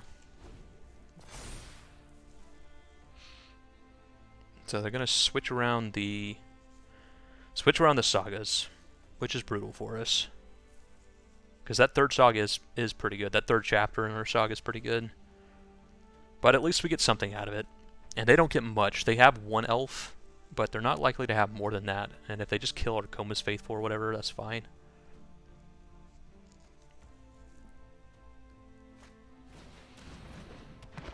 That's just a zombie, right? That's just a zombie. Sure. Glittering Frost. Yep. We'll drain our opponent. Go to combat. What we'll do is do it like that. Go to combat. Attack. Attack and attack. Just attack with everything. They're going to be able to kill our Coma's Faithful next turn anyway. And the idea is we want them to swing in here so we can eat the Vega. So, sure, yeah, sure. What we want them to do here, we want them to swing in with everything. We want them to put the trigger on the stack with the Elderleaf Mentor to target our Coma's Faithful, and then we can save our Coma's Faithful with the Glorious Protector. And also eat their Vega. Attack. Okay. Hope to God they don't have a counter spell. Alright. Save our Coma's Faithful. We could save the Elderfang Disciple, but I think I'd actually rather keep it on the battlefield. Eat the Vega. For sure. Heck yeah. Alright, now they don't get to draw a million cards. They can potentially sacrifice the Priest of the Haunted Edge here to kill... Maybe that was a reason we should have exiled our Elderfang Disciple, because they're most likely to sacrifice their Priest to kill our Glorious Protector here. Although I guess... That's a snow and that's... Yeah, oh, that's not a snow. Okay, they can't do it. They can't actually do it. And it's snow lands anyway. So, okay, never mind. This is fine. What?! Excuse me! Oh, jeez. Okay, well, go to combat. I guess attack with everything. We gotta start getting the pressure in there. We're not gonna beat value-wise a Vega, so we gotta kill him here if we can.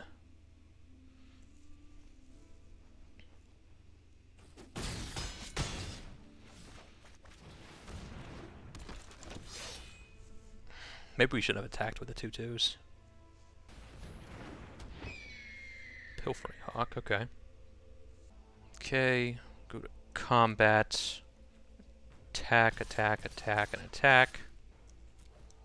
We're just gonna keep attacking everything every turn. Come at me, bro. We are definitely gonna activate this Horizon Seeker to get some lands out of our deck. Sure. Block, block, blockaroo.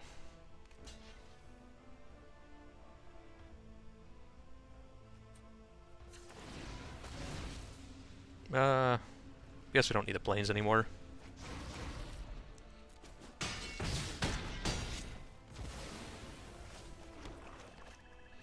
Play the 2/3.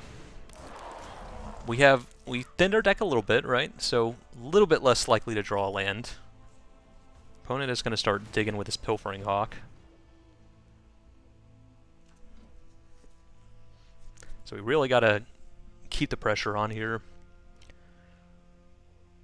Because eventually, this Pilfering Hawk... Oh, okay, I was like, what? Black? I thought that was an emote. Like, they just said the word black at me. What? Huh? Okay. They are at 9 life, so... Way down is fantastic. We're going to way down the Vega.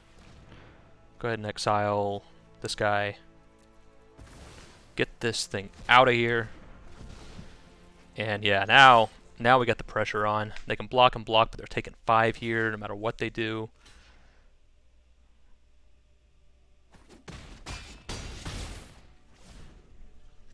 Alright. If they do kill Glorious Protector, we get back to 3-1, so we can keep the pressure on regardless.